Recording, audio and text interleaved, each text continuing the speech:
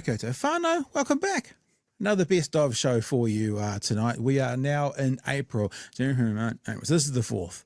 This is the fourth best of show of 11. But as I've said before, we are giving you the gold of the gold. It's not just the best of, it's the best of, probably the best of. Because there's so much best ofs we had to leave. You didn't need a 9-hour show each night. So we left a lot of the best ofs in the mine, and we've pulled out the best of the best of the best. And so they're really good shows over the next few weeks, and we hope you enjoy them.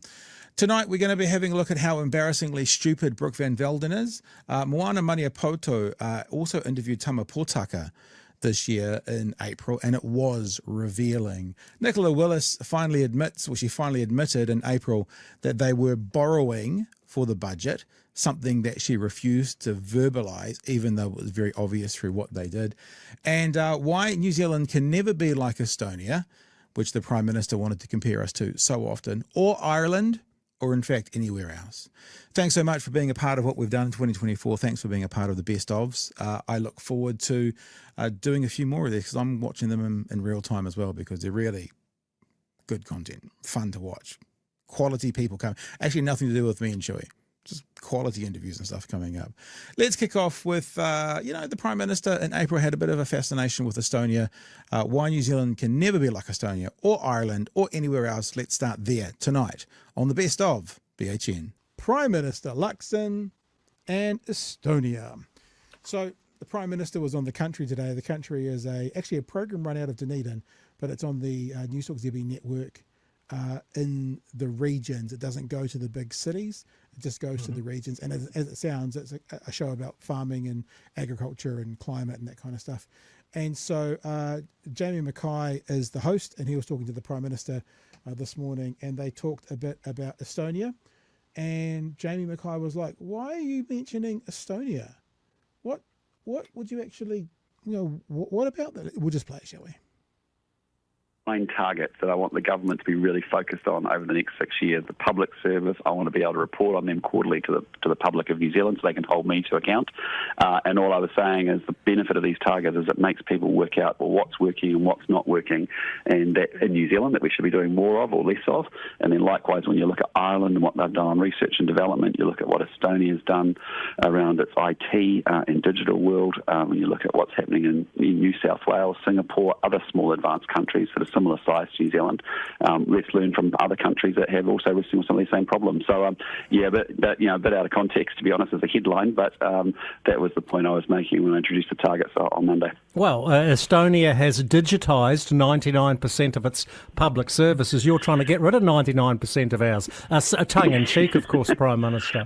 But I think that the mindset I was just going to say in Estonia is an incredible story, actually, that the public can deal with their government and they're treated like customers. And they do that through offering really good digital services. You think about the challenges that we have, where actually our government service agencies dealing with your farmers through the MFE or MPI or through government in general. We make it hard and we make it paper, a lot of bureaucracy, a lot of red tape, and we make it a lot of friction in that relationship. And so, why don't you think about the public as customers, as you would in a business, but as other countries have, like Singapore and Estonia, for example, and even New South Wales, and actually start to digitise the services so it's easier for people to engage with the government.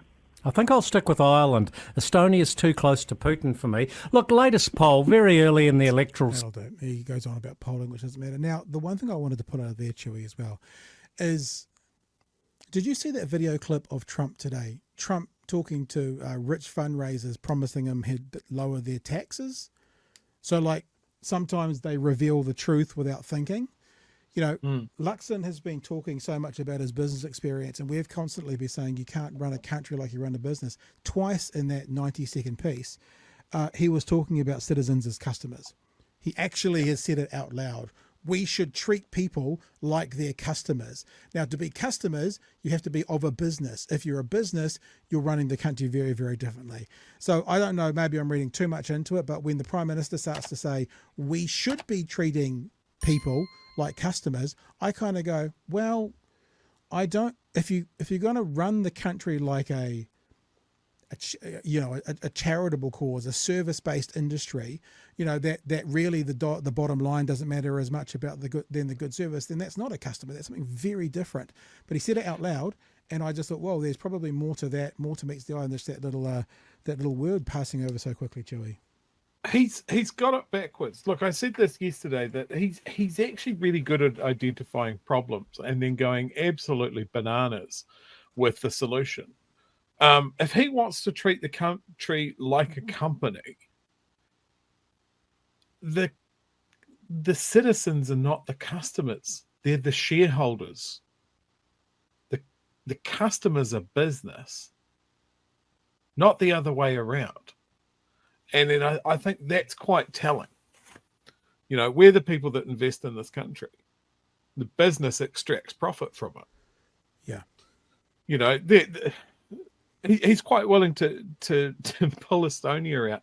Now, not to knock Estonia. I think seeing Estonia mentioned was quite a shocking. Why are we comparing ourselves to an ex-Soviet state?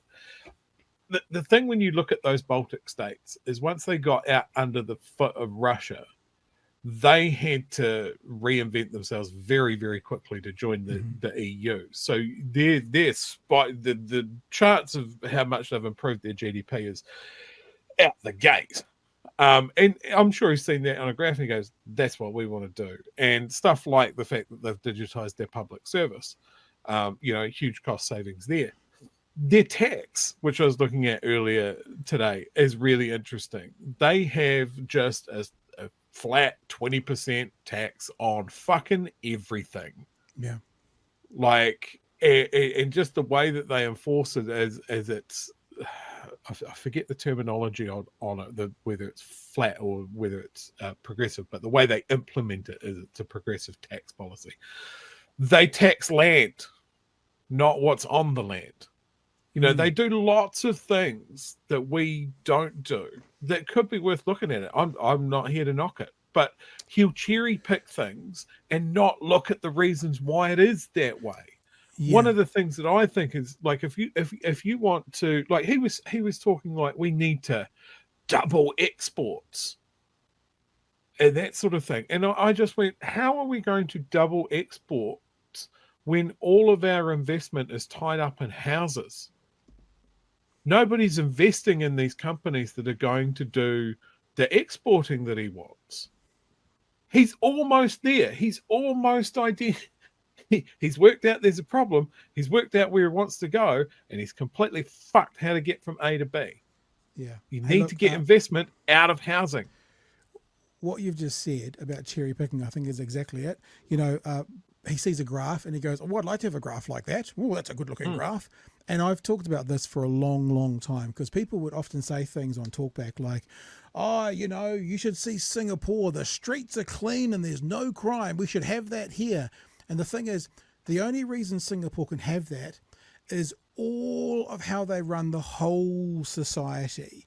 You can't just go, I want clean streets like Singapore here, because the reason Singapore's got clean streets, certainly at the time, one of the reasons was the serious way they would punish you physically with bats and stuff if you littered. Now, I don't know if it's still like that now. So you can't have the result of a policy without having the policy.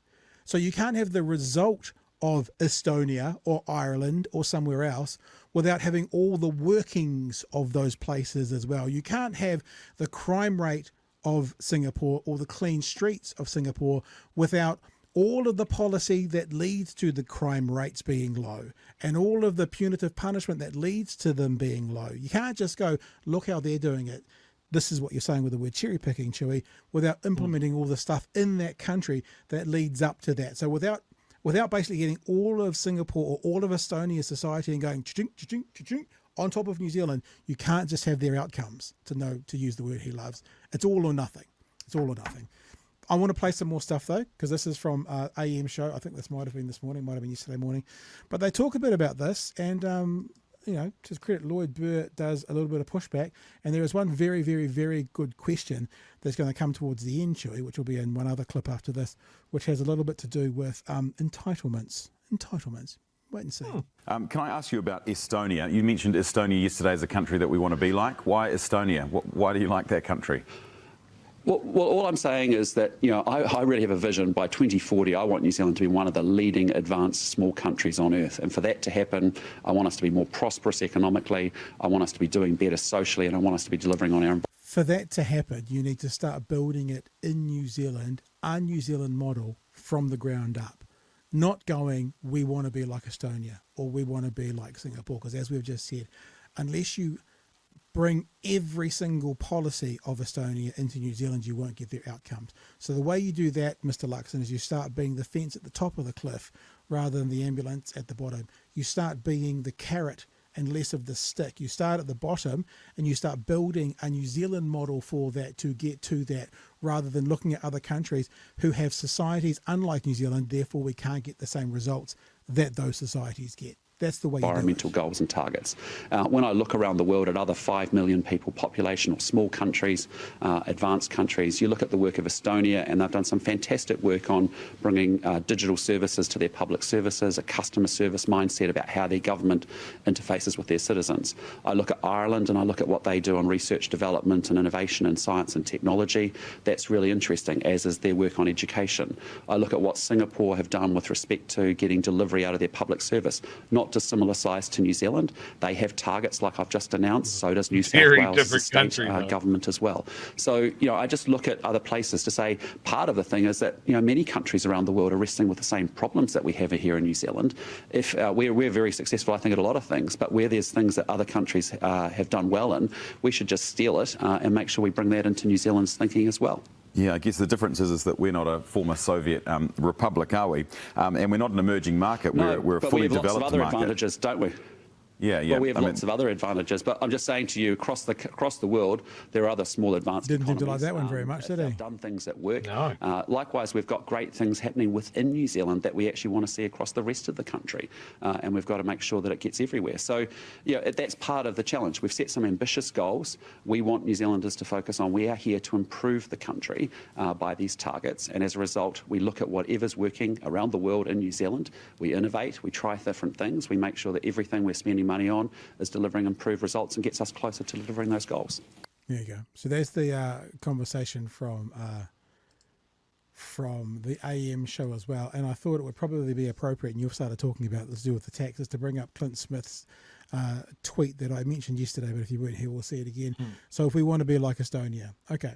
If we want New Zealand to be like Estonia, it has free tertiary, free GP visits, free public transport, etc., paid for by a 39% tax wedge, New Zealand is 20%, including a 33% social security payroll tax. It also has 82% home ownership, a legacy of distribution of homes post-USSR. As I'm saying, you can't get the outcomes of these other countries without transposing the whole society onto New Zealand, and he's not doing that. And I think you were very astute earlier, Chewie, when you said he's seen a graph. And that's about as deep as it's gone. He's seen a graph of growth and goes, that's what we want. Yeah, there's a lot of people have to show their workings, Mr. Luxon, to see how to get that graph. And unless they show the workings like they have in that country for the last 20, 30, 40, 50 years to get them to that graph, unless you can do that in your term, the whole previous 50 years of Estonia, probably not going to get the same outcomes. And I know I'm beating a horse here, but it's not dead, but it's very close to. The problem that we have is investment. Yeah. We've created our own money trap in housing, and it has completely skewed our society almost. We've taken away people's security in later life because they can't afford to buy houses. We've taken away the ability for people to start families in a timely fashion. They're putting that off later and later and later. We're affecting the jobs that people take because the first sort of thing that they're considering is, can I live in that area? I might be able to get a better job in Auckland, but I can't fucking afford to live there. Those sort of things. And it's all driven from housing, and it's all driven from a place where it's been such an effective tax dodge for so many people for decades, and nobody wants to touch it because our ministers and our lawmakers, they're up to their eyeballs in property portfolios. And we're not going to touch that. It's too scary to touch that. But while the money is so good in there, then why would you put it into a new business that is innovating, that is coming up with the next big thing? You know, why would you take that risk when you can buy an 80-year-old villa and double your money in a couple of years? It's just ridiculous, and they won't touch it. They won't touch it at all. Yeah. All right. There's one more clip that I want to play from this interview, and this will leave you cold. And just remember, people out there who dislike Jacinda Ardern vehemently. There's some of you out there. There's some of you watching right now. I want you to think about the question that this wealthy Prime Minister is about to be asked by Lloyd. And if Lloyd doesn't say Jacinda Ardern did it, I would accept Christopher Luxon's answer.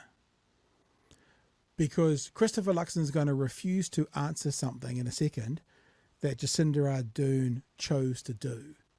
We're being a little bit cryptic here, but let me play it for you and see what you think. And just remember that idea about taking $1,000 a week for the house he was living in and what I'm entitled to. Just remember that. Very quickly, and I don't want a long-winded answer from this. Do you deserve a pay rise? Again, those are decisions for an independent remuneration authority. And That's again, not the it's important question. Prime Ministers and MPs aren't involved in setting their pay. Would you freeze it like Ardern did? Again, we've got an independent remuneration authority. They need to go through a process. It's designed in a way so that you don't have a Prime Minister or an MP commenting on their own pay or setting their own pay. Let's see what the remuneration authority does. They're working through that now. Let's let them do their work. Okay, that sounds like a no to me. Thank you very much for your time this morning. There you go. That's a little bit at the end of that, and people out there who are critical of Jacinda Ardern's government, fair, but this Prime Minister makes it abundantly clear with his non-answer that he is not going to stop him or his ministers getting their pay rise in a same period where he's talking about the cost of living crisis. The same time period where minimum wage is going up such less than inflation. He's not prepared to actually say, you know what? We should stand by what we've said of others. At the same time, he's firing people out of the public sector. I wonder if you took all of the percentages, the small percentage incrementally increases that the politicians are getting, I wonder how many salaries that would add up to for someone working in one of the government agencies that he's cancelling. I wonder how much money that would add up to that they could add or take off their $3 billion tax cuts that they're currently getting from taking literally the food out of children's mouths, Chewie. He could have answered that question really easily and not like the bulk of what he said is correct. Like I 100% understand why the remuneration authority is completely independent. It's a good idea. Like it's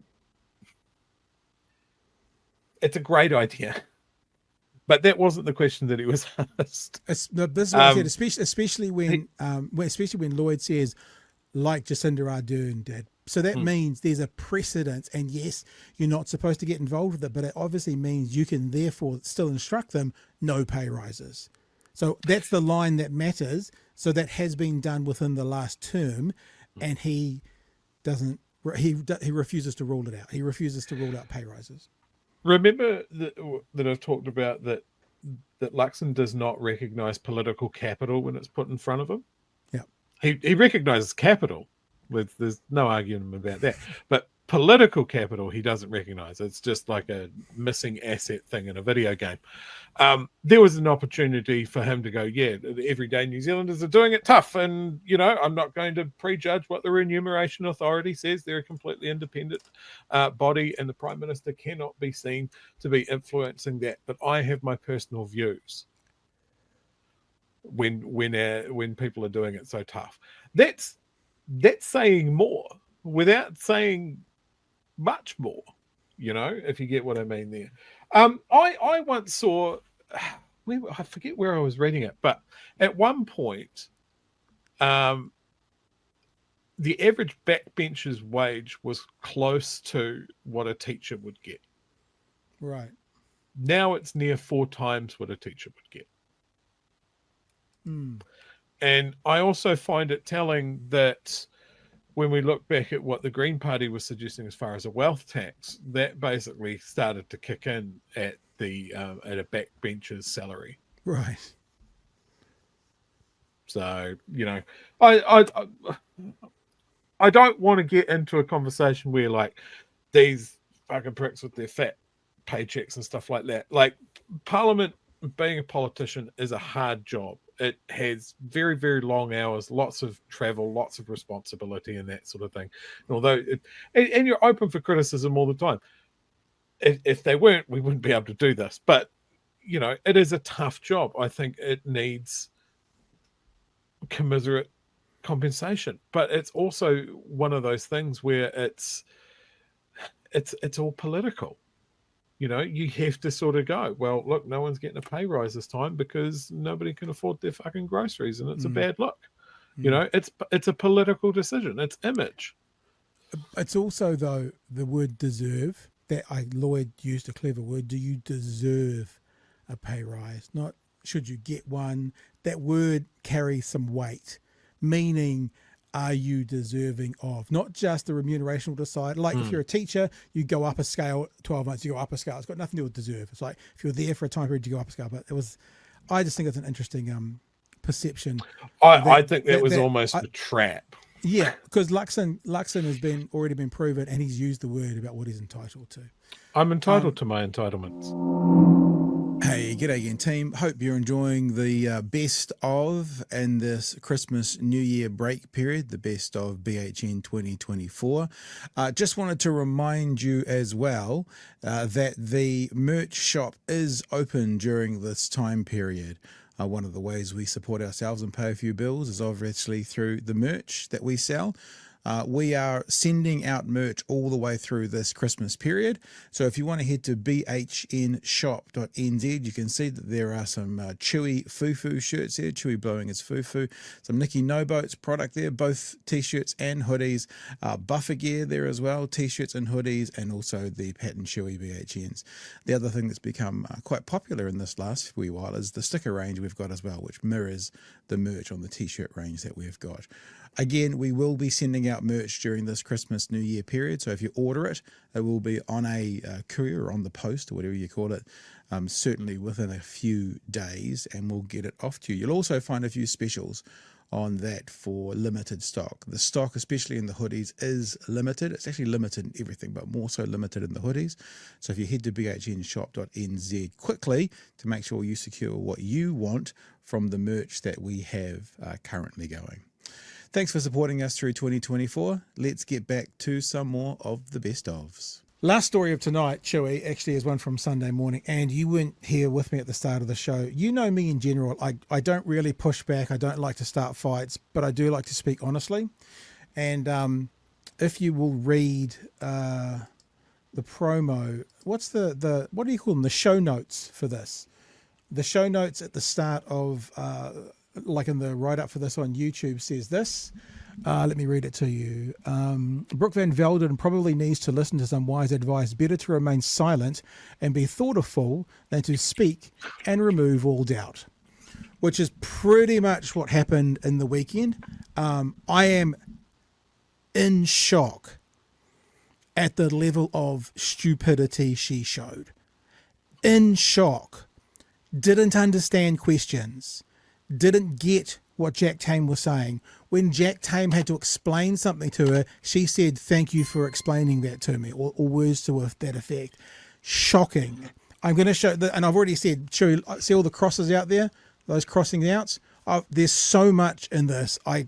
This could be an hour show just by itself. So I've actually had to cross out things that are quite important. We just don't have the time. We just don't. So this is what we're going to start with. And this first thing isn't really even, I realize what I've just said. There'll be a person or two out there that think that I'm being a prick. So I want to show you an example of what I'm talking about, okay? And this is this is an example of just her not even understanding the question.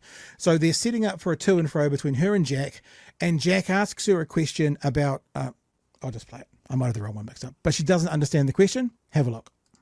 But we can't just stop everything every time we hear that there might be a potential red flag. Absolutely, we have to look at the evidence. It's a very developing situation, but we're only just receiving it. So I can't comment further on what we will do, but I want the time to actually get it right. How long do you think that process will take? Right, really important. So she's talking about to do with what are their policies. And Jack's just asked, how long do you think that will take? So he's asking, how long will it take for your policy to be enacted? That's the question, yeah? What do you think that process will take? Just roughly. Any idea? You're going to have to give me the time, Jack. No. Just is it likely to be? She thought he was doing that whole, have you got the research? Do you know what the time frame is? Meaning, it's like saying, do you know how many? She thought he was basically saying a version of how much is a bottle of milk. We will do, but I want the time to actually get it right.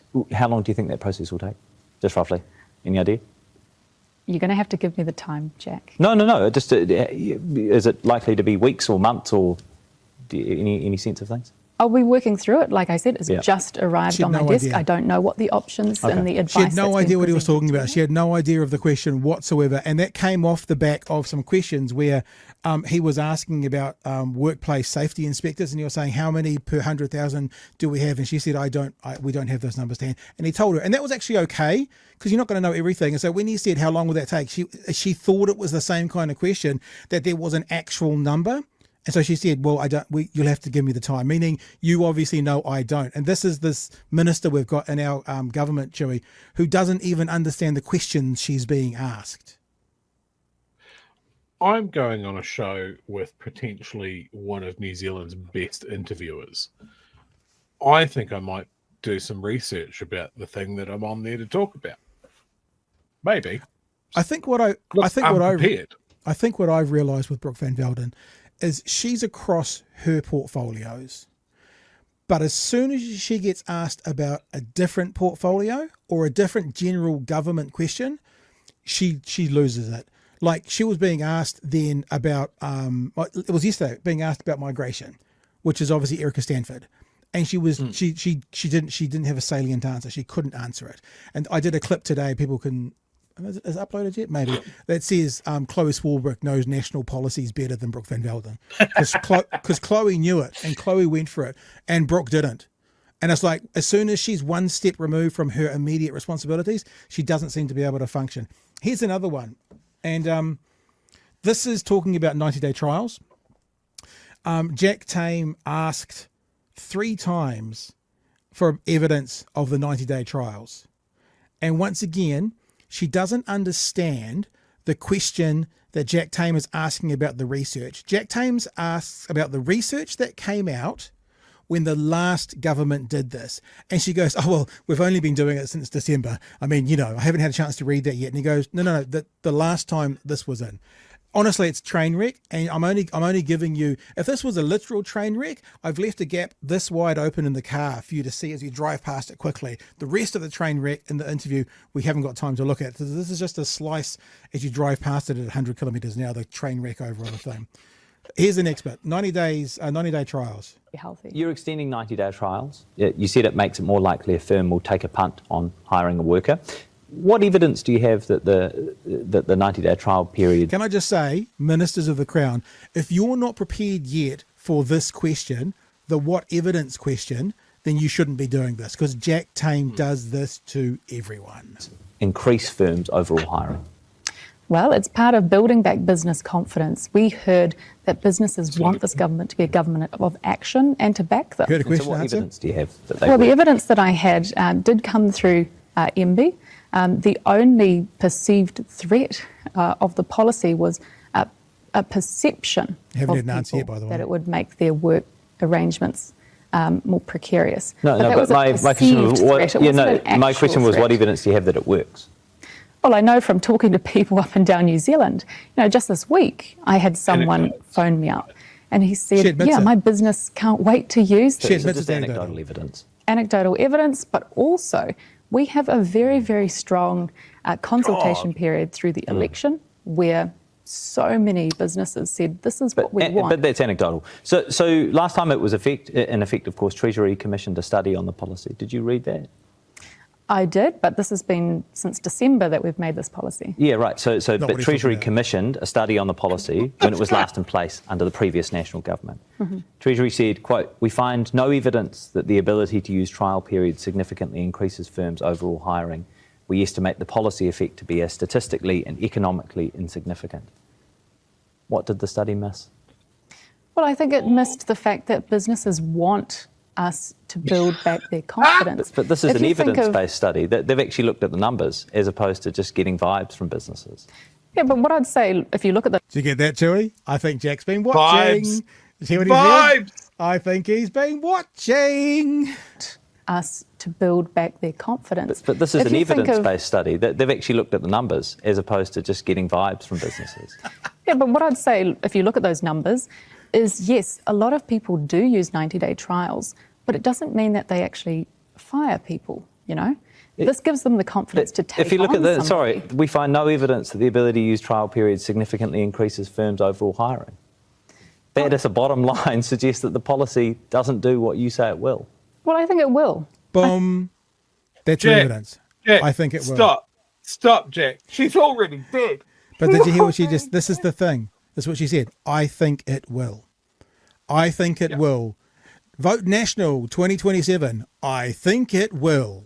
I think it will have evidence to This show is from a study in the commissioned by future. Treasury from when it was last in place. Well, if you Watch look at Jack's what this face. government wants to do, we want to build back business confidence. Mm. Businesses told us before the election that there were a few policies that they wanted us to work on, getting rid of the fair pay agreements, making sure that we were reinstating 90-day trials for all businesses, and also making sure that we are changing those very small compliance issues Struggling. that businesses face every day. Things Struggling. like the Holidays Act, which we are also doing to make sure that any business and worker knows what their obligations and rights are and are getting paid in accordance with the law. When it comes to 90-day trials, they already existed under Labor with small businesses. If it was right for the small businesses, I see no need why big businesses were carved out of it. If it worked for them, it works for everyone. One last question. So if you That haven't is seen this just- before, do you now my see what I'm God. saying about I mean, I watched There's Jack so Tame's much face. there, Pat. Yeah, I know. And this is one small snippet of a 31-minute interview. You know, they say time flies when you're having fun. I watched it and it felt like 7 years in Tibet. She just doesn't get it. I mean, look, this is not slam Brooke van Velden week, but we said this last night. She is beyond her depth. She is out beyond her depth. She's out of her depth. She's beyond her skill set. This is when you get it. Okay, would you like an inexperienced brain surgeon? Probably not. Would you like an inexperienced pilot? Yeah, probably not. How about an inexperienced MP who is now a minister who is going to affect changes in part of a coalition government for the rest of time in this country? Probably not. There's so much to take out of it. Like, we want to build back business confidence. Every time there's a business confidence survey, I can tell you how it's going to go. If National are in power, whether they're doing good or not, business confidence goes up. When Labor's in, and they're trying to look after the workers, whether they're successful or not, business confidence goes down. It's so fucking predictable, and it's based on nothing. Yeah. Business confidence is not based on any other metric other than how do you feel about the government right now. It's ridiculous that this is a metric for coming up with a policy. And then you've got things like people have told me, I had a phone call, businesses told us that they want this thing. Well, have people told you that they want fair pay? Have people told you that they're struggling to pay their mortgages and feed their kids? Have people told you that they want to get rid of smoke-free 2025? What about that one? It's if it wasn't so goddamn infuriating, it'd be laughable. Yeah. I actually give Jack some credit here. I really do sense that at times the smirk on his face was visible. And I don't think he was being a dick. I think that some of the stuff coming out of her mouth, remember I said this last night, this is not slam Brooke van Velden week, but she comes across as someone who is a teenager playing the role of, even the way she speaks. It's almost, and she's affected a particular way of speaking, where if you were doing the secondary school play, I would be the politician, and this is she does how speak I like would a do, teacher. and this is what I need. And then she flipped from there into 50s housewife. It's infuriating. And the thing is, at the moment, it is kind of dangerous. People make laws, people make changes, and you've already said it once, Chewie. I don't want to criticize Jack at all, because I can just see the number of times. Like, there was one point where he asked a question 3 times and he just had to move on. But what wasn't said and what needs to be said to her is, which businesses have you been talking to that want 90-day trials? Because it might be interesting to see who has been tugging on the ear of ACT and who hasn't been. Like, which ones are the ones wanting to get rid of fair pay agreements and bring back 90? Who are those businesses? Because when you say I've been talking to businesses, what would there be? 10,000 businesses in New Zealand? You've spoken to 4? Like, what 100? Who have you spoken to? Let's talk about 90-day trials, right? Because there she said that if it works for small businesses, then there's no reason why it shouldn't be extended to bigger businesses. Like, that shows just a foundational lack of understanding about the challenges that small business has compared to a larger business, right? Like, if you are a sole owner operator with one location and you have 4 staff and you hire someone and maybe you didn't do a fantastic job screening them or whatever, or maybe you just employed a dud. Like, that's, you got 4 staff on the floor. That's like a quarter of your workforce is not pulling its weight. And I do not like 90-day terms at all for anybody, but I can see the benefit there. I can see that there is a situational thing of like, well, we tried, it didn't work out, this guy's got to go, and there's got to be a pathway to make that acceptable. If you're a business that has 150, 200 employees, employing a dud and having to manage that person out of the business is very doable. It's just, you need to make sure you're ticking the boxes so that you don't exploit someone. So you don't weaponize a thing of like, well, fuck, I only needed someone to get me through the busy period, and now I don't want to keep them on, so I'm going to out the door. I don't have to tell you shit. I don't have to make sure that I did this, that, and the other thing. You're gone, boy.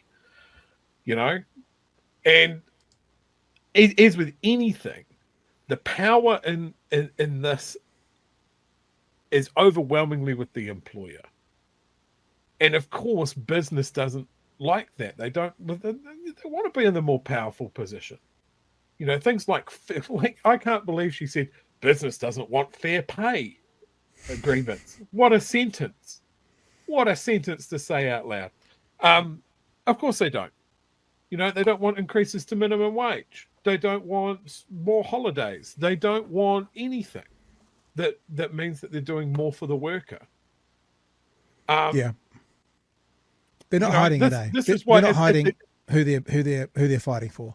They're not hiding. It's just, for a party that is so anti-unions, what they don't realise is when there is a government in power that is pro-worker and making sure that these protections are in sight, unions aren't needed as much, and their membership tends to go down.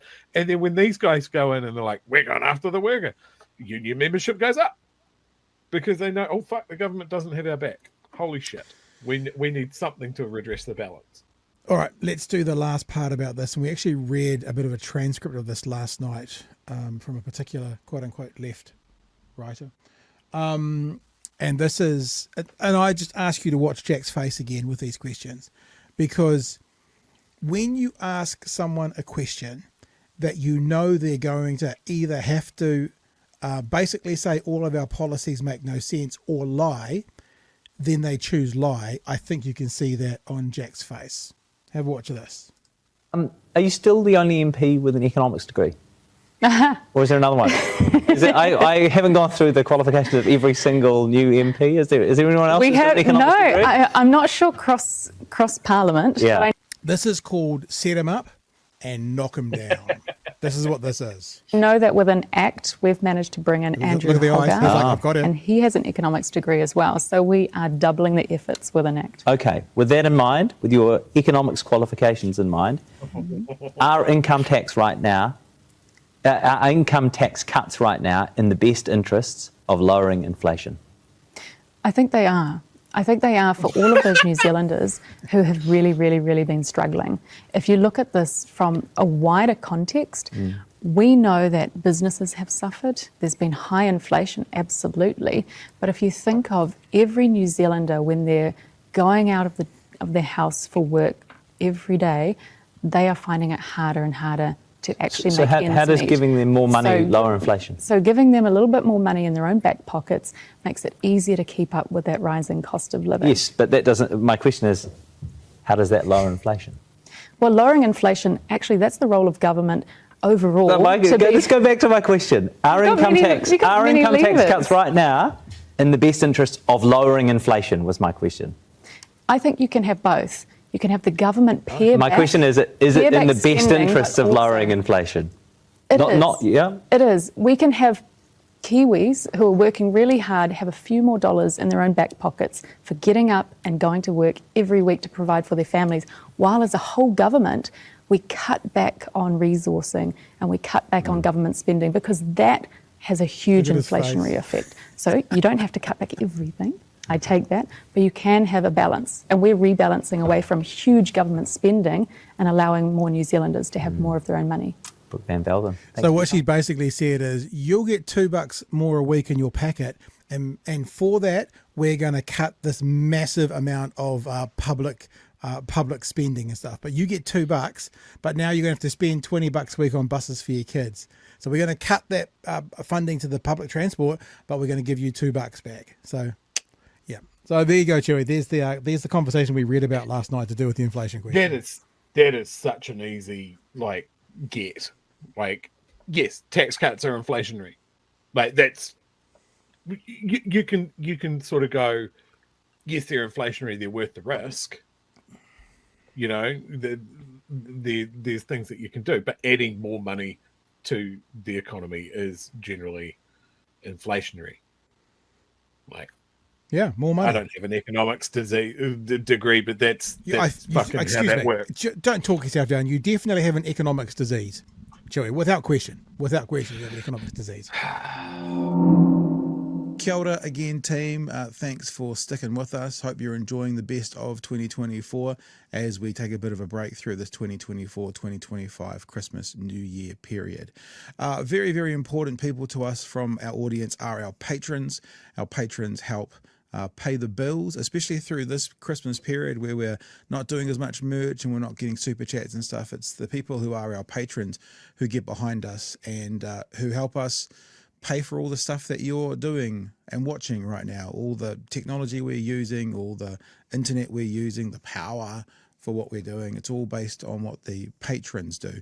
If you are interested in being a part of what we do, patreon.com/Big Hearing News, patreon.com/Big Hearing News is how you do it, as we aim to continue bringing you this independent news network right the way through 2025 and beyond. Thanks for your support, and however you do it, even if it's just watching and sharing, it's really important to us. And let's get back to the best ofs. There are three things we're going to talk about. The first thing is what was Tama's takeaways from Waitangi, what thoughts he had around utility, especially that was how it was impacting within the government he was in, and Chewie, the fast tracking, his thoughts around that. So they're the three things we're going to cover off for tonight. And this is the first question. And the reason I wanted to show this question is really there's two things in here. The first one is the pause. At one point, just watch for that pause that Moana does. He answers the question and she just pauses. And you can just see in her head, she's going, that sounds like a load of bullshit to me. And then she vocalized it in a much more professional way than I just said right then. Also, the question avoidance around the referendum, and does he argue with David Seymour? It's the one question he then didn't answer. And you'll notice at that part of the question, what he brought out, Chewie, was what I would say which is now a trope that they've got off their hairless leader and is now going around all of them. I don't know if you've noticed this, people, but all of these ministers are saying what I would say to you is, or what I would say is, and it's come straight from, I'm not saying it's come from him as in he's told them to do it, but this is what happens with leaders. Like you'll see if like a leader to a group or a church or a business has a moustache, all of a sudden these men will start popping up with moustaches all over the place. There is a mimicry which comes with leadership. And these guys are starting doing it to Luxon by using the same phraseology as he uses. So let's have a look at this first clip. And this first clip is Moana asking about his takeaways from Waitangi. What was the key message you took from Waitangi? The number one thing that maybe a couple of things that I see across those hui is an absolute focus and appetite for Māori for kotahitanga and the fabric of kotahitanga or unity to shine through in our country, Aotearoa, New Zealand. And what that means is not everyone must be the same, but we all have our own diverse iwi, our own diverse communities, our own diverse Might want to bring that up with David. Within a kotahitanga fabric that's based on whakapapa and whanaungatanga foundations. So I went to those hui too. There was a lot of kotahitanga and was mainly against the government. Yes, for sure. And I think that's an impression that many people will have. But there's an aspiration that our whanaunga, our whānau, our hapu, our iwi and hapori have for that kotahitanga to encompass everybody in New Zealand. Yeah, I'm still trying to understand your point there, because one of the big issues, of course, is the Treaty Principles Bill that's been championed by ACT. You were appointed a treaty settlement negotiator, so you know about the treaty. So do you end up having debates with David Seymour? So there's the question, yeah? Do you push back against Seymour? That's the question. This is the question he doesn't answer. Saying, no, hang on, what you're attempting to do here is to redefine the principles and therefore redefine the treaty. As I said earlier on, the Treaty Te Tiriti o Waitangi is foundational for our country. That's my view. It's not the question. I think it's the view of many people, both Māori. Is it the view of your party? Oh, I think it is. And if you review our constitution, you'll see that Te Tiriti o Waitangi, or the Treaty of Waitangi, is acknowledged as the founding documents of Aotearoa New Zealand. There's no risk whatsoever that that bill will go beyond that select committee? No, what I would say is that our Prime Minister has made several statements over the last couple of months that a referendum would be very unhelpful, that we are supportive as the National Party for the bill to be drafted by the ACT Party to be taken through to first reading in the Select Committee. Given your background and all you know, would that be a bottom line for you? I'm very clear on my views on the place and space of Te Tiriti o Waitangi and the Treaty of Waitangi in our society, past, present and future. And I'm willing to have a very reasoned and professional debate about that. So, question number one, Chewie. It's a really interesting dynamic watching Moana with Tama, because on some level I get the sense that she's being quite respectful of him and he's been quite respectful on her. Probably a Māori thing going on there, that I don't sense that if it was like a David Seymour or a Chris Luxon would be the same kind of genteel polite. She's always polite, but there was she didn't, you watched the whole thing as well, tell me, I didn't feel her really go in at any stage and just really nail that down, because man, it's like the great question, do you push back against Seymour? Not really answered. Tell me again, what happens around, how does he get to say these things? How does he get to represent this issue with Māoridom within your government? You know what I mean? It was very polite and genteel, and that's Moana style, right? Polite and genteel sort of conversation with lots of good information though. Your thoughts? As one of the things, and again, just to hammer it home, I do urge people to go and watch this whole interview. It's really, really interesting. One of the things that I love about Moana's interviewing style, as you've mentioned, is generally quite gentle and respectful. But what she doesn't say could fill a book. Yeah, those spaces, those pauses are just devastating, and you don't see that a lot with interviewers, because they're trying to rush or really hammer on, answer the question, which I also enjoy. But sometimes just sitting there and going, like, as you would have. So if you were talking to someone and they just said something completely out of pocket and you went, really? do you want to expand on that? It's just devastating. I think you know, when Tama went, oh, what I'd say to you is this, and then a whole lot of fluff and burble about Te Tiriti. What an excellent opportunity he missed to just go, when this comes up to select committee or whatever, I am going to vote against it. Yeah, of course. I'm going to actively vote against it. But he didn't. Some people, I got a message from someone, because I don't know if you saw the write-up for this show, and I said in the write-up something like the Minister for Everything Māori, and some people go, no, that's a little bit rude, but the reason I said that is, let me show you right here. This is actually the show notes for Te Ao with Moana. It says, here's the Minister for Everything Māori. Well, almost, National Minister Tama Potaka. So I kind of stole it off them. So just so you know, if you're wondering about my little bit of an edgy sort of a jibe there, it's no, and it's very true. Like, yeah, I mean, I have seen him speak, and there's chunks of that interview where I go, cool, yeah, no, I agree, 100%. That's I'm enjoying hearing this from you, and then I go, hang on, what party are you with? Yeah, that's the point. Like, he says things you agree with, but you know that they're not going to have any influence. In fact, one of the questions we're not asking, not showing tonight, was that, I've got all my notes here, sorry, was that exact question where she asked, you know, who decides who gets the resource? She asked about institutional and colonial racism.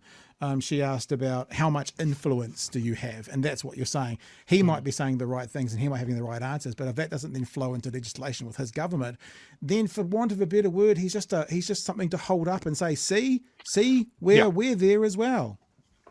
Yeah, I've seen him speak on stuff, and I, you know, as Kiwi Bird in the chat says, I don't hate him. No, you know, but certainly when he was stood up at Waitangi, I just felt like he was like, right, let's get our guy out there, take some flack, you know, and he spoke well there as well. But I just can't jive with the things that he's saying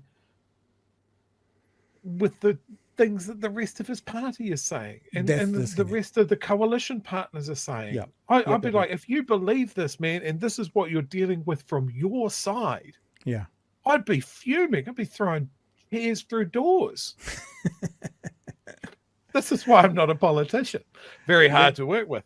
Well, she did actually ask him at one stage something about the mongrel. Have you got the mongrel in you? So maybe they do need a few more chairs thrown through doors. I mean, they're looking for extra work for the public servants, fixing a couple of doors on the 7th floor. The 9th floor, that might be right. All right, let's have a look at another part of the conversation where they were talking specifically around Te Tiriti. And as you say, Chewie, lots of the things that are said are the right thing. They're on the right page of the book. But then think about, now, how does that translate to the cabinet? And what do we hear about that when it comes out the mouths of the likes of David Seymour? Do you believe Māori ceded tino rangatiratanga? No, we never ceded tino rangatiratanga. That's why it's preserved up in Article 2, or Te Tuarua, of the Treaty of Waitangi. I know there's a lot of other documents as well that reinforce that sense of tino rangatiratanga, and also the movement that we talk about being mana motuhake. How relevant is Te Tiriti now in 2024 when we are dealing with public sectors, when we're dealing with health, with justice, with education? So someone who is bilingual, someone who has a passion for the Māori language, for te reo. And now this is the government getting rid of te reo in the public sector. So this is what I'm saying. His answer is not going to be the wrong answer, but then you have to attach that to who he is speaking on behalf of. And like you said, Chewie, he could say, I'm going to vote against this, but in some ways he can't, because part of the rules within cabinet is you have to vote with.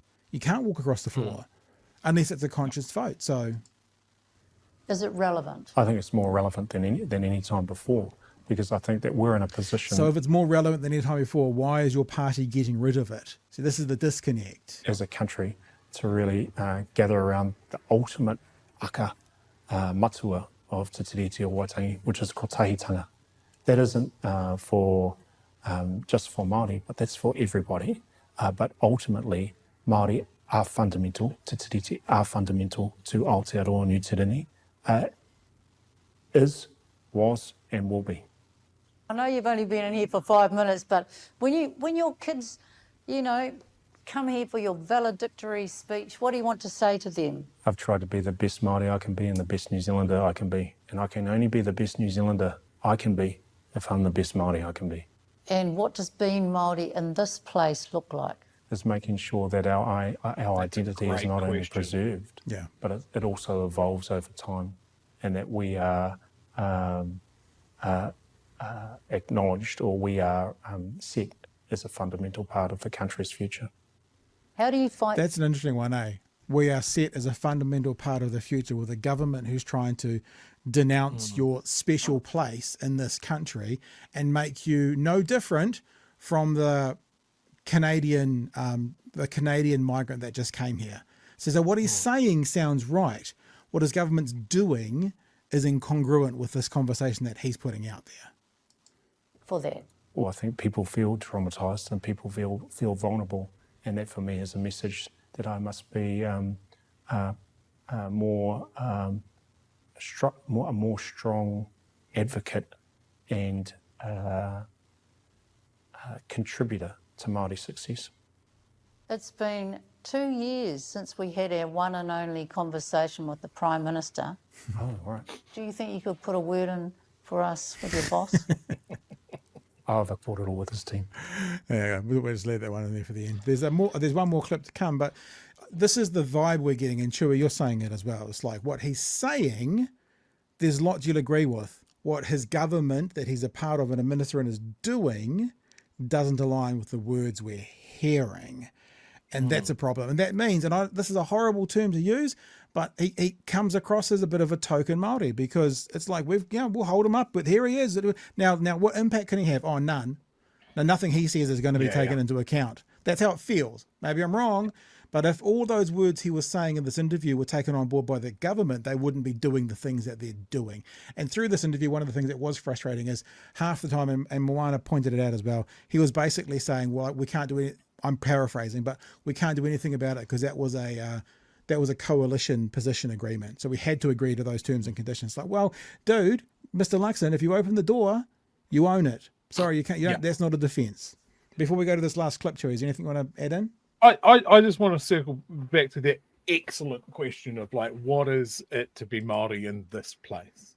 Yeah. And I don't know if I'm just completely out of order here because I'm Pākehā. I don't know. But what I would think with the challenges that Māori have with how they have been treated and how the treaty is treated and how the government has done so much over so long to minimize Māori and minimize that treaty and that sort of thing, is you have to be big. You have to fight so much harder because the deck is stacked against you. Yeah. And that's what I would want to say. And like, even if his, you know, like we talk about, you can appreciate why someone is on the other side of the argument, you know, so why someone's on the right while we're on the left. There are clear and acknowledgeable reasons for doing that, and someone can argue those points, right? And that applies to Māori just the same as it does everywhere else. But he should be, in my opinion, making as much noise and ruckus for things that are important to Māori on the right that the Māori Party are doing and the Green Party are doing for issues for Māori on the left. And he's not. I mean, he's very new, but that shouldn't stop him either. There are a lot of new Māori MPs that are making a lot of noise, and like, if they're not going to give you space, then take it. Start throwing elbows. You know, force your way to the front. Like we've had over 100 years of finding out what white people want for this country. You know. Don't be apologetic for it. Go for it. I like, as a white guy, I want to see it. I want to know. It won't bleed through by itself. I won't find it unless you're screaming it and making me understand it. Well, either side of the aisle that you are. I think that's completely right. You're spot on. There's one chat here that I will highlight before we go on to the fast track conversation, and that's coming from Gold. Gold just says out of the blue, I heard this somewhere, David Seymour is apparently the worst human example of a human being. Sounds about right. Thank you for the super chat, Gold. It's just he heard that somewhere. I'm not sure where Gold heard that, but he heard it and he just wanted to pass it on. Strange, interesting. Okay, last clip we've got from Moana, and as I said, to be honest, I started watching and I've done 1, 2, 3, 4, 5, 6, 7, 8, 9. I found 10 possible clips. So it's really worth going and checking out for all the different questions and stuff that are in there. This is, and like you might find a conversation and go, Pat, should I have shown this? I agree. I should have. We only got a certain amount of time. The part of the conversation, Chewie, they had about fast track consents and approvals, I thought was really interesting. It's about 3 minutes. Let us have a squiz at it. One of the things that people are really concerned about is the new fast track legislation, a bill. And that'll put a lot of power in the hands of 3 ministers. And I see your faces popped up there, kind of a little bit muted. Inset. I think, have they mucked up the design, or are you just kind of like a little bit careful? Had you not seen that? I had not seen that, but oh my God, that's fucking hell. Yeah. Because you don't want to give this minister, like, you don't want to give this minister the full amount of presence, literally in the background, if you could. You know, we'll keep going. They mucked up the design, or are you just kind of like a little bit careful there? What happens when, say, there's a push for permits and seabed mining? And Taranaki iwi have been, up in arms about that for many years. Yes, my people. Yeah. So what happens there? Well, I think what you'll find is that over the last few years, a number of projects have really failed through RMA processes or conservation processes or other things. There's been a bit of bureaucratic molasses. Now, the question is, if they've failed through the RMA process, does that mean there was good reason for them to fail? In other words, they could have been harmful to what they were trying to do, or have they failed purely because of bureaucracy and I dotting and T crossing? This is the question. Again, just like we were talking about earlier, why have they failed? Because if they failed the RMA for bloody good reasons, in other words, reasons that would make the environment or where they're planning on being done less safe, then yes, they should fail. And if what you're saying now is you want to get rid of that, that means you're talking about unsafe practices that will now get through. It all comes down to the why. It all comes down to why did they fail? Did they fail for a good reason? Did they fail because of bureaucratic nonsense? You don't give us this part of the conversation, politicians, and we need to know it to need to be able to actually make an informed decision. Describe it that way. So Ruakura in Hamilton East, the great city of Kirikiriroa, was a project that Tainui Group Holdings, the holding company for Waikato Tainui, was really pushing. And the council effectively said, well, hang on, that doesn't really suit the RMA and our needs. And so Tainui Group Holdings had to come to Wellington for 3 years, spend $3 million arguing for the Ruakura project to be put into the district plan. Now, that's a great example where essentially the vitocracy has taken over. The bureaucratic molasses has made it harder for an iwi project to proceed. It is a lot of power to leave in the hands of a very small group of ministers. Yep. Where are the checks and balances? Where is the compulsion to have iwi at the board, on the panels or anything like that? They're going to handpick whoever. Well, I think there's a bit of water again to go under the bridge until we see the composition of the panels, but there are different stages, and I expect that both conservation as well as iwi Māori interests are given elevation in these processes. How much input have you had into this bill? I've been involved in, along with my office and the various agencies that are under my bailiwick, under my remit, in shaping and drafting and engaging on the appropriate wording for that bill. So you're feeling confident that te tiriti rights and responsibilities of Māori and iwi, apart from treaty settlements, are not under threat? Well, I'm feeling very confident that there is a pathway, a runway, a space for iwi to lead projects that seek consent and also be involved in projects. So that seems to me what he's saying is, yeah, Māori can apply just like everybody else, which is a different question to what Moana is asking me. That's what I'm saying. He's basically saying, yeah, they can lead, they can apply just like everybody else. That's the the summation of the feeling I've got from it. This has only got 12 seconds to go, then we'll cut them off. Co-investors or maybe co-designers. It's a different thing, though. No, I'm getting to that. Co-designers, and also to participate in projects that we are not investing in or investing through, but to have input, to have engagement through those processes. There you go. So that's the 3 clips I'm going to show you. But yeah, so and as Moana pointed out, it was a different question. He was basically saying, of course, Māori can be involved, where she was saying, as I understand it, it felt like she was saying, Māori have a special place in this planning process, thanks, because of Te Tiriti. So what about that part of it? And his response was, yeah, everyone can be involved, Māori as well. I'm paraphrasing. Chewie. How much input do you have into this? Well, judging from my photo, about 20%.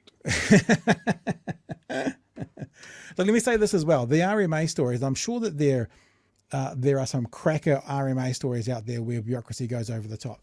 I always relate it back to a story, a SIFS story, that it used to be young people in families. SIFS, It's now whatever the name of it now is, young people. Oranga Tamariki. Oranga Tamariki. It used to be SIFS. I had friends of mine who were farmers, kids are bouncing off everything and climbing because they're farmers. And one of them fell off a trampoline and went to the hospital, had a fracture in their arm and got posted up. Now this fracture, the doctor who saw the child sort of observed it as something that is often the kind of fracture an abused child gets, right? And so they had to notify SIFS. SIFS came out and did an investigation, which obviously was very stressful for the family, getting into their business, having to answer it. And then they deemed nothing was wrong and they went away. I remember talking to my friend about this who went through it. And I said to them, but think of the opposite. That seems to be the system working to me, because the doctor had a concern, nothing to do with you guys, was purely to do with what the fracture looked like. The doctor had to, by law, report it. They came out and they checked it out and they said nothing to see here. I know it would be stressful for anybody, but that to me is a system which causes you a headache, which causes you stress, which seems on some level you could go, bureaucratic nonsense, why did the doctor have to do? But it also then jumped through the hurdles to work. And the reason it was difficult that they had to jump through the hurdles for it to work was for the ones that don't work, jumping through the same hurdles would find them out. So whether the example he gave about the RMA was one of jumping through hurdles that they didn't need to, or the next application was going to be jumping through those hurdles to be found out, sometimes that's just how it has to go. Not giving the RMA a clean bill, not saying it's always fine. I'm just saying there's a system that sometimes is a headache, that sometimes feels bureaucratical, that sometimes feels like we're having to do these things we shouldn't have to, but they might not be about you.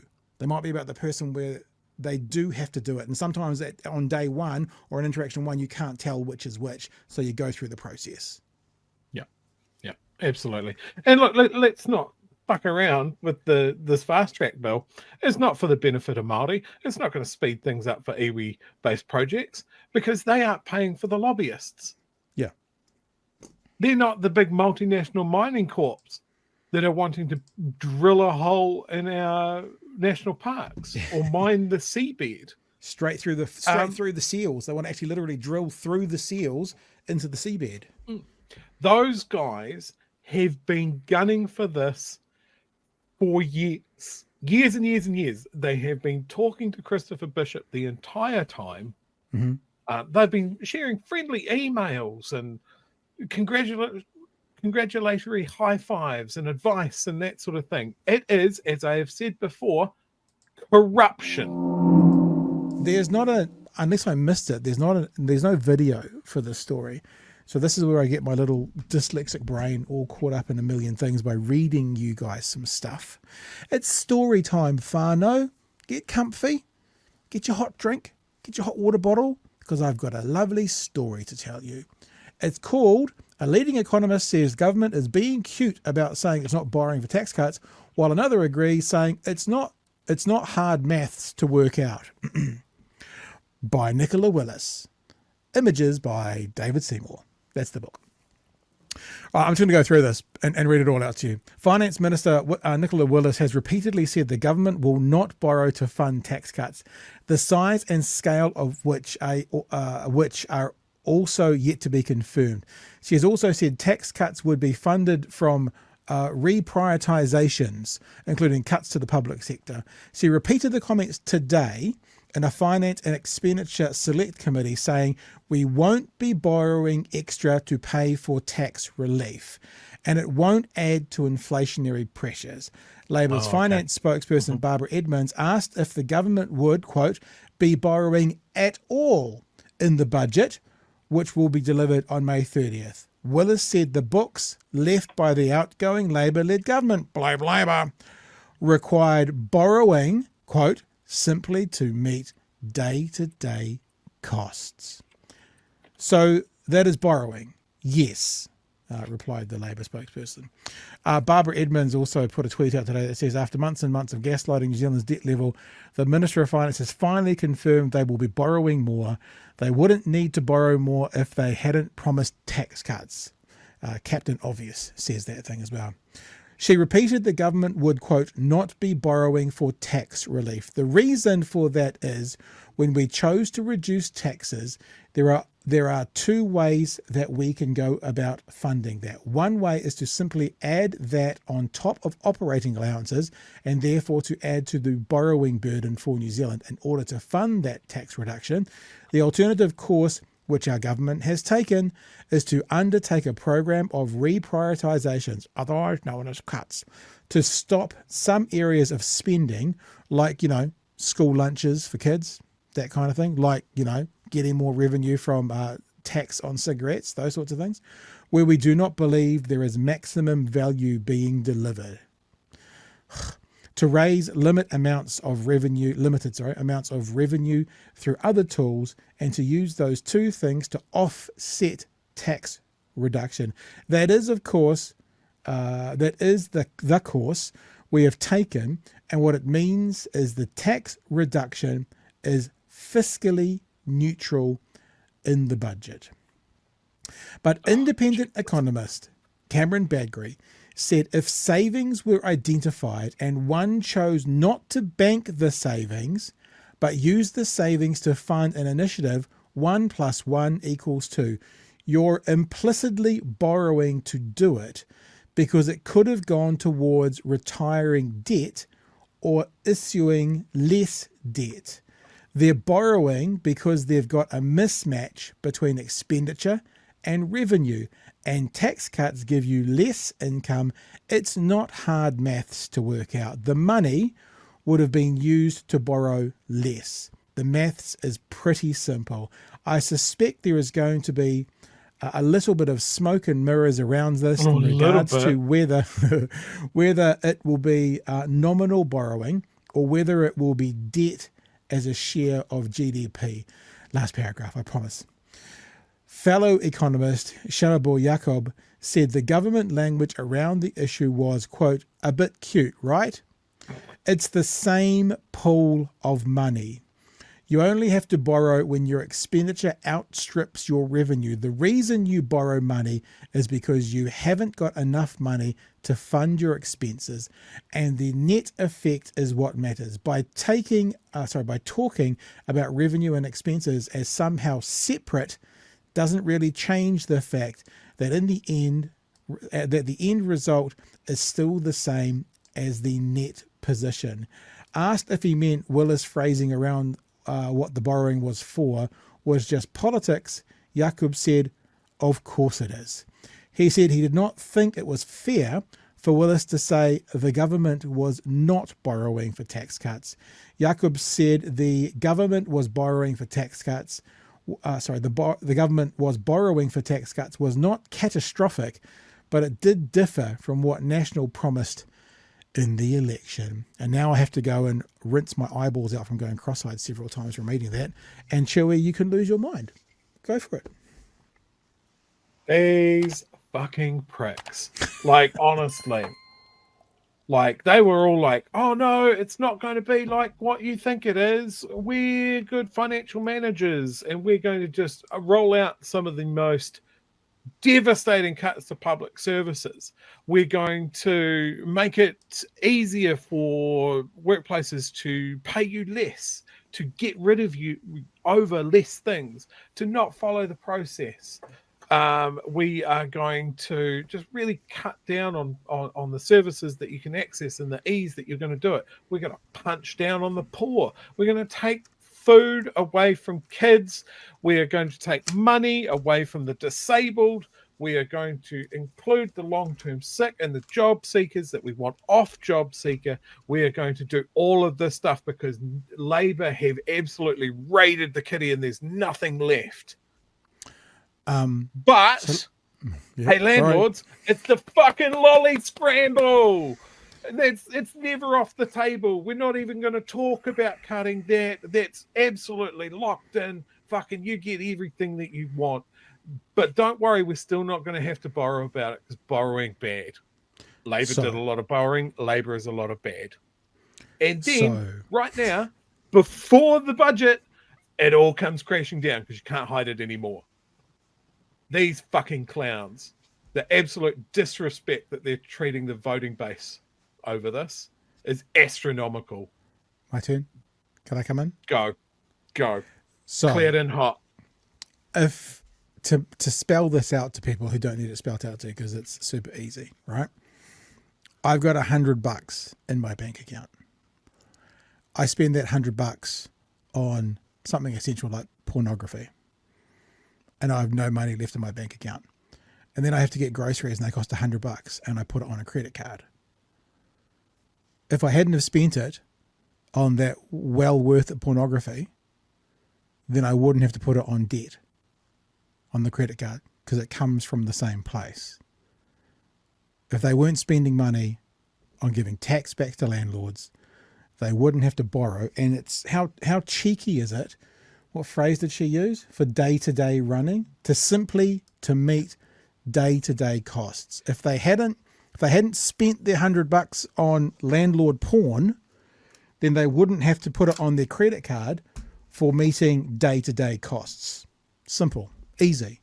And they're going to try and keep saying this. And I mean, Chewie, we said it, you said it, that it would be absolutely, there'd be some borrowing. And there is. Confirmed today. And after she said there is some borrowing, she still tried to say it, but it wasn't for tax cuts. Yeah. Just like buying my veggies after spending that $100 wasn't. Yeah. I hate when these guys sort of try to equate doing the budget for the entire country to balancing the books for a household. But this is a case where that absolutely works. If you are spending more than you are making, then you are borrowing to cover it. Yeah. And it's like one of those memes where it's like, guys, help me budget help me balance my budget. I've got $500 and I need 50 for food and 50 for this and 50 for that and $1,000 for candles. Help me balance my budget. By the way, the candles have to stay. I'm still spending $5,000 on candles. It's just fucking ridiculous. All right, team, that's us for another episode. We'll continue these best ofs right the way through till we start going live again on Monday, the 13th of January. If you've enjoyed this show, then you can thank, along with me, our patrons. Our patrons are the ones who are responsible for being able to bring this to you, who have also kept us independent and free from any kind of outside pressure from outside sources. In the week leading up to our break, so in the week leading up to the 20th of December, these patrons joined in those 7 days.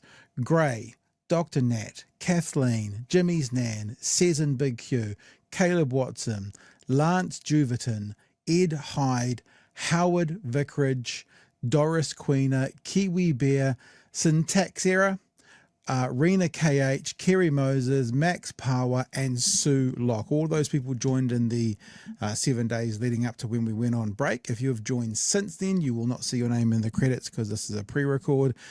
Probably will see your name in the credits in the last week of pre-records because I will update it. I also want to mention David Thompson Rules, who in those 7 days, he also upped his membership. He upped levels from, I think patron to super patron.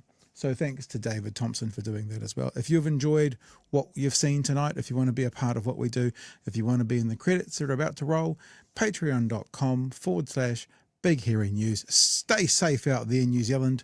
Remember, driving 5 kilometres per hour slower will only get you there a couple of minutes later.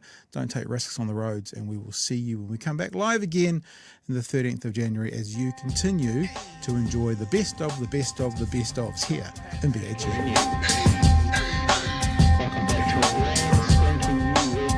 Help us settle a debate, whether it be thoughtful or funny, even if we're all creatures of hate. It's a fine line that we're walking together. For better, push aside the temptation to berate. Let's take a note of the corners we stand in. As many points as the hairs on my chinny chin chin. When the news that we're watching is hairy, knowing all the things that we need to be wary of. Like the rich have their hand out for rewards, while the many have to work at what they can't afford.